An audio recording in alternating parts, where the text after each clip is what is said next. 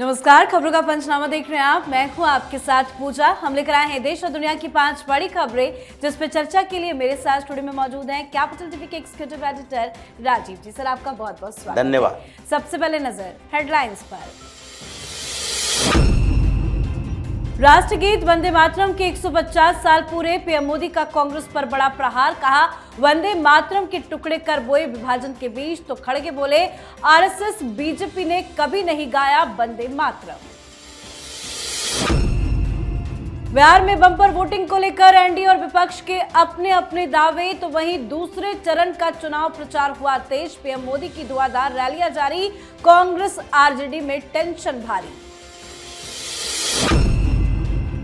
SIR के खिलाफ urgent hearing के लिए सुप्रीम कोर्ट तैयार। चुनौती देने वाली सभी याचिकाओं पर 11 नवंबर को सुप्रीम कोर्ट करेगा सुनवाई। अनिल अंबानी की फिर बड़ी मुश्किलें, ईडी ने भेजा समन। 14 नवंबर को होगी अब पूछताछ। अमेरिकी राष्ट्रपति डोनाल्ड ट्रंप ने फिर की पीएम मोदी की तारीफ। पीएम मोदी को बताया गुड फ्रेंड, अगले साल भारत आने का भी दिया संकेत।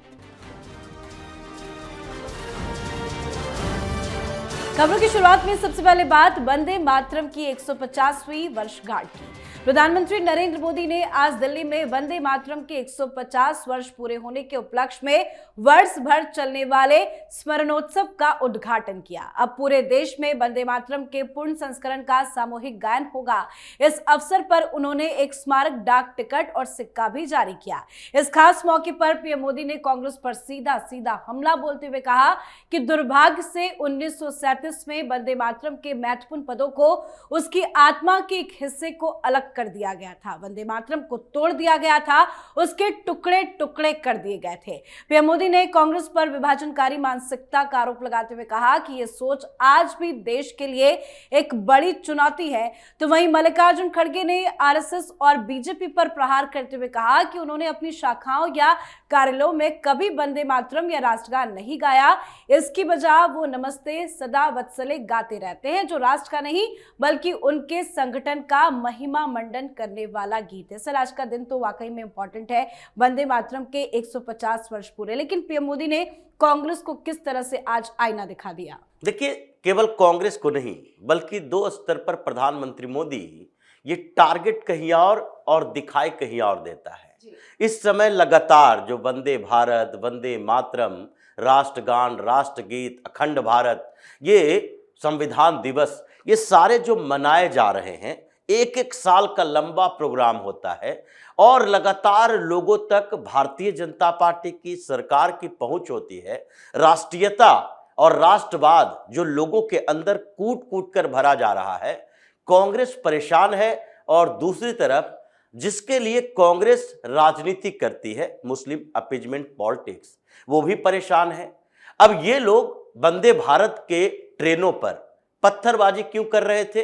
क्योंकि इनको बताया गया है, बचपन से ट्रेनिंग दी जाती है, वंदे मातरम नहीं कहना है तो वंदे भारत कैसे कहोगे? क्योंकि तुम्हें तो अल्लाह के सिवा किसी के सामने झुकना नहीं, तो इसलिए ये भारत के सामने कैसे, मां कैसे कह सकते हो धरती को? तो इसलिए इन लोगों की समस्या बढ़ी है। अब वंदे मातरम का ये अभियान पूरे 1 साल चलेगा और वो लोग जो बार बार वंदे मातरम का विरोध करते रहे हैं, हर जगह पर आप देखें, संसद के अंदर भी वंदे मातरम की बात होगी तो कई मौलाना सांसद हैं अनकंफर्टेबल हो जाएंगे, नहीं नहीं हम वंदे मातरम नहीं कहेंगे, जय हिंद कह सकते हैं, वंदे मातरम नहीं कह सकते। समस्या उनके लिए भी है, एक एक करके समस्या पैदा हो रही है और उसी में अब साथ में कांग्रेस को जोड़ दिया गया। मल्लिकार्जुन खड़गे जिसे एक ट्रेनिंग दे दी गई है 1 साल के अंदर कि कोई भी मुद्दा आएगा आपको ये बात करनी है, और वही बात करते हैं। बीजेपी, आरएसएस जो अपनी सभाओं में गाना गाती है, गीत जो उनके है, उसमें क्या भारत देश अखंड भारत की बात नहीं है? क्या वो किसी और का सॉन्ग गाते हैं? जैसे कांग्रेसी कुछ दिन पहले बांग्लादेश का राष्ट्रगीत गा रहा था असम के अंदर। तो कांग्रेस की समस्या भारतीय जनता पार्टी और आरएसएस नहीं है, बल्कि आजकल कांग्रेस की समस्या प्रधानमंत्री मोदी है कि ये इनको लगता है कि इनके कारण ही सत्ता से हर जगह बेदखल हुए हैं, तो इनको टारगेट करते हुए हम भारतीय जनता पार्टी के साथ आरएसएस को भी टारगेट करेंगे। वंदे मातरम की बात प्रधानमंत्री मोदी ने कांग्रेस के ऊपर इसलिए बात की है कि तुमने देश के टुकड़े किए, अखंड भारत की जो बात हम लोग कर रहे थे उसमें तुमने व्यवधान डाला, तो अब तुम्हारे टुकड़े करेंगे। देखिए कुछ समय के अंदर कांग्रेस के कितने टुकड़े होते हैं। जी, अब बात बिहार चुनाव की। बिहार विधानसभा चुनाव के पहले चरण में 121 सीटों पर रिकॉर्ड 64.69% मतदान हुआ। ये राज्य के इतिहास में अब तक का सबसे ऊंचा आंकड़ा है, जो 1951 से लेकर अब तक के हर रिकॉर्ड को पीछे छोड़ चुका है। Chief election commissioner Gyanesh Kumar ने इसे डेमोक्रेसी की बड़ी जीत बताई है। तो वहीं बम्पर वोटिंग के साथ कई सवाल खड़े भी हो रहे हैं। आमतौर पर ज्यादा वोटिंग का मतलब सत्ता विरोधी लहर से जोड़ा जाता है, लेकिन हर बार नहीं। बम्पर वोटिंग को लेकर एनडीए खेमे में जबरदस्त खुशी की लहर है। रिकॉर्ड तोड़ जीत का दावा बीजेपी कर रही है, तो वहीं महागठबंधन के अंदर कंफ्यूजन ही कंफ्यूजन है। कैमरे के सामने कॉन्फिडेंस भी है, पर तेजस्वी के चेहरे पर डर और हार साफ साफ झलक रहा है। अब दूसरे चरण के चुनाव के लिए भी प्रचार तेज हो गया है। पीएम मोदी ने भी आज बिहार में धुआंधार रैलियां की, तो वहीं अमित शाह, सीएम योगी आदित्यनाथ से लेकर महागठबंधन के भी तमाम नेता प्रचार करते आज नजर आए हैं। सर, फर्स्ट फेज की वोटिंग पूरी हुई, वोटिंग तो काफी अच्छी हुई है। सेकंड फेज को लेकर क्या तैयारी चल रही है? देखिए सेकंड फेज में भी इससे बेहतर वोटिंग होगी और सेकंड फेज में इससे बेहतर रिजल्ट आएंगे एनडीए के लिए, क्योंकि फर्स्ट फेज के चुनाव जिन जिलों में हो रहे थे उन जगहों पर पिछले साल भी एनडीए के लिए उतने बेहतर परफॉर्मेंस करने के आधार नहीं थे और इसलिए सीट भी कम आई थी। तो पहले फेज के चुनाव में चुनौती ज्यादा थी एनडीए के लिए कि कैसे हम पहले के सीटों को रिटेन कर सके और महागठबंधन के सीटों में सेंधमारी कर सके।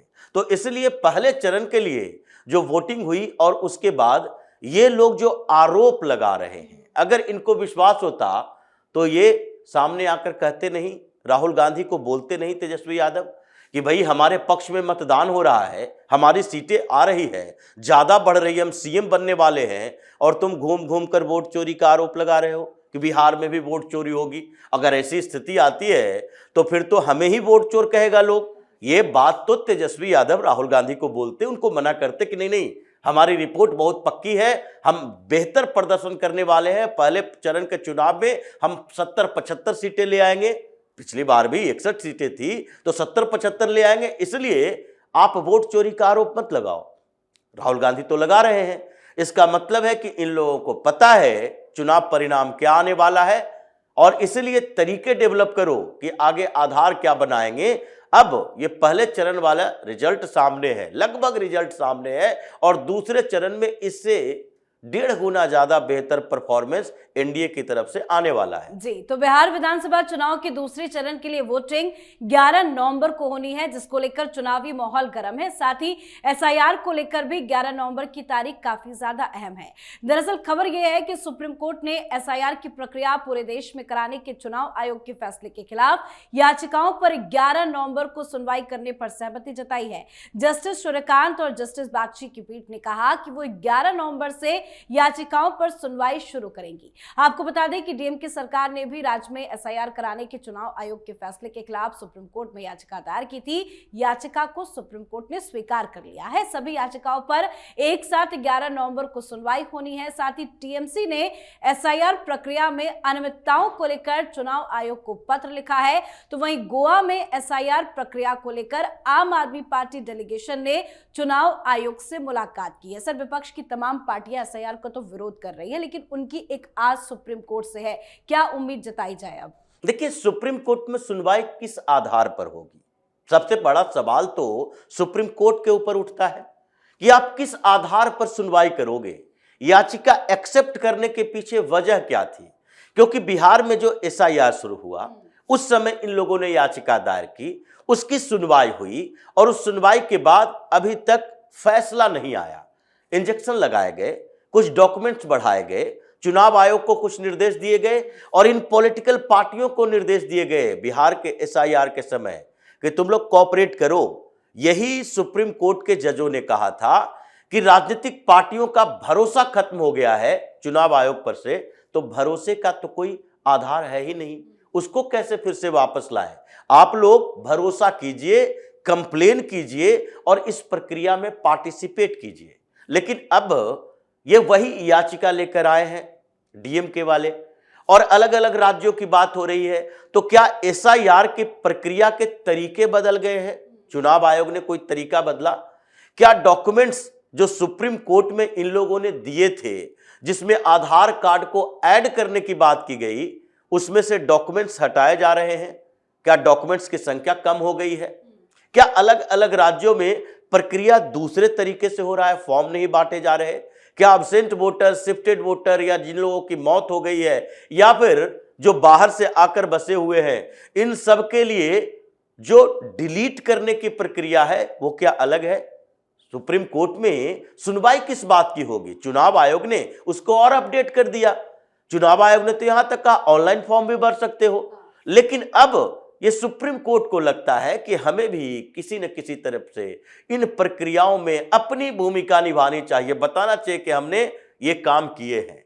ये सुनवाई होने का कोई तुक नहीं है जब तक पहले की याचिका है, उस याचिकाओं में डीएमके भी थी, उद्धव ठाकरे की पार्टी थी, बिहार के संदर्भ में टीएमसी भी थी।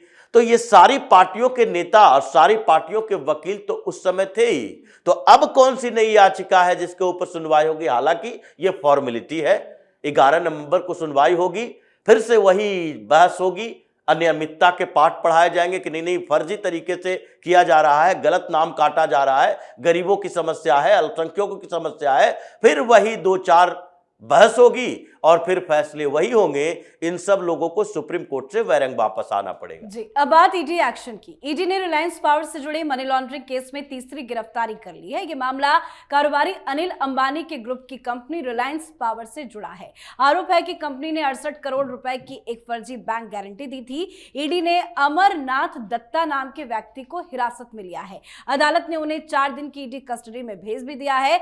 तो वहीं रिलायंस ग्रुप के चेयरमैन अनिल अंबानी की मुश्किलें थमने का नाम नहीं ले रही है। ईडी ने उन्हें 14 नवंबर को पूछताछ के लिए एक बार फिर समन भेजा है। ईडी पहले ही करोड़ों की संपत्ति जब्त कर चुकी है। सर, लगातार ईडी एक्शन ले रही है, तीसरी गिरफ्तारी भी हो चुकी है, पर क्या समन तो भेजा गया है लेकिन गिरफ्तारी की तलवार अनिल अंबानी पर भी लटक रही है? देखिए, हिरासत में लिया जा सकता है। जो फंड डाइवर्जन का मामला है उसमें कार्रवाई तो हो रही है, प्रॉपर्टी अटैच किए जा रहे हैं, सबूत सामने दिखाए जा रहे हैं। अब पूछताछ में पता चलेगा कि अनिल अंबानी की डायरेक्ट भूमिका क्या थी, उनके अधिकारियों की, उनके पार्टनरों की, 2-2 पार्टनरों के लिए ये जो सारी डील हुई है, जो फंड डाइवर्ट किए गए, जो सेल कंपनियां बनी, उनमें गिरफ्तारी भी हुई है और उन लोगों पर एफआईआर दर्ज हुआ। अब अनिल अंबानी की कंपनी इसमें इन्वॉल्व है, तो बैंक से कैसे फ्रॉड किए, यस बैंक के लोन का क्या किए, क्या एनपीए घोषित करवाने में, दिवालिया घोषित करवाने में अपनी कंपनी को कोई नई तरकीब का इस्तेमाल किया गया? तो यह हजारों करोड़ का मामला है। अनिल अंबानी इसमें फंसे हैं, लेकिन अनिल अंबानी से बड़ा ये राहुल गांधी के ऊपर तमाचा है। ईडी ने अंबानी को नहीं, राहुल गांधी को दबोचा है। राहुल गांधी ऐसे समय में जब मंच पर चढ़ के बिहार में कह रहे हैं कि देखो आपकी जमीनें कब्जा करके, आपकी जमीनें एक्वायर करके ये अडानी अंबानी की कंपनी को दे रहे हैं, तो उस समय स्टेज से यह भी कहा जाना चाहिए था कि अंबानी और मोदी के बीच खटपट हो गई है, इसीलिए ईडी अंबानी के खिलाफ कार्रवाई कर रही है। अगर ईडी अंबानी के खिलाफ कार्रवाई करे, अडानी के खिलाफ से भी कार्रवाई करे, फिर भी ऐसे आरोप लगाओ, तो इसका मतलब है कि मानसिक दिवालियापन का शिकार तो राहुल गांधी हो गए। और ईडी राहुल गांधी को जवाब दे रहा है कि जिसके ऊपर आरोप लगाते हो वो नहीं छोड़ा जा रहा, तो तुम्हारा नंबर भी आया हुआ है, आगे नेशनल हेराल्ड में तुम्हें भी समन आने वाला है। जी, अब बात आज की आखिरी खबर की। अमेरिकी राष्ट्रपति डोनाल्ड ट्रंप ने एक बार फिर प्रधानमंत्री मोदी की जमकर तारीफ की और कहा है कि उनके साथ बातचीत बहुत अच्छी चल रही है। इसके साथ ही ट्रंप ने संकेत दिया कि वो दोनों देशों के बीच व्यापार संबंधों को मजबूत बनाने के प्रयासों के तहत अगले साल भारत के दौरे पर आ सकते हैं। ओवल ऑफिस में पत्रकारों से बात करते हुए ट्रंप ने पीएम मोदी को एक महान व्यक्ति और दोस्त दोस्त भी बताया। उन्होंने वाशिंगटन और नई दिल्ली के बीच में ऊर्जा आयात पर बढ़ते तालमेल का संकेत दिया और कहा कि भारत ने रूस से तेल खरीदना लगभग बंद कर दिया है। सर, क्या अगले साल डोनाल्ड ट्रंप भारत आने वाले हैं? देखिए, भारत आना चाहिए डोनाल्ड ट्रंप को, और डोनाल्ड ट्रंप भारत आए तभी भारत को या मोदी को संतुष्टि होगी कि तुम आकर मेरे पैर पे गिरे हो, क्योंकि डोनाल्ड ट्रंप पर अब भरोसा नहीं है। ये मजबूर व्यक्ति है, मजबूत नहीं हो सकता।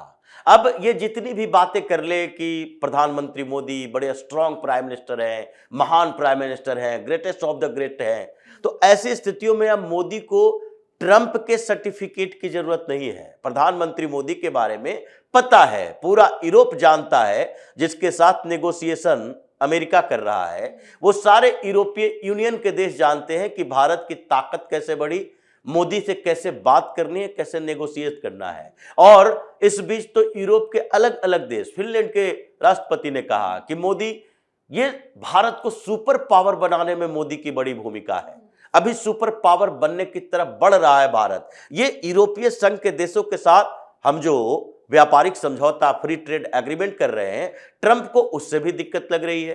अब ऐसी स्थितियों में ये बैकफुट पर आता दिख रहा है कि नहीं, रूस से तेल खरीदना कम कर दिया है। ये भारत की स्ट्रेटजी है। भारत ने किसी मंच पर कहा, डॉक्टर एस जयशंकर ने कहा, प्रधानमंत्री मोदी ने कहा, या निर्मला सीतारमण ने कहा कि नहीं नहीं, अभी हम रूस से तेल कम खरीद रहे हैं। किस महीने में हमारी जरूरत कितनी है, कितने लाख बैरल की जरूरत है, हम उस पर डिपेंड करता है कि हम रूस से कितना ले रहे हैं। ये लोग एक पैरामीटर तय करते रहते हैं कि नहीं नहीं, इस महीने में कम हुआ है तो हम तुम्हारे साथ हैं, इस महीने में ज्यादा हो जाएगा तो हम तुम्हारे खिलाफ जाएंगे। इसलिए ट्रंप समझ चुका है कि जब तक हम खुद जाकर मोदी से मुलाकात नहीं करेंगे, तब तक मोदी और भारत अमेरिका को माफ नहीं करेंगे। जी, बहुत बहुत धन्यवाद सर, समझाने के लिए। धन्यवाद। तो खबरों का पंचनामा में आज के लिए फिलहाल इतना ही। देश विदेश की बाकी खबरों और उनके सटीक एनालिसिस के लिए देखते रहिए कैपिटल टीवी। हमें लाइक कीजिए, शेयर कीजिए और कैपिटल टीवी को सब्सक्राइब कीजिए। नमस्कार।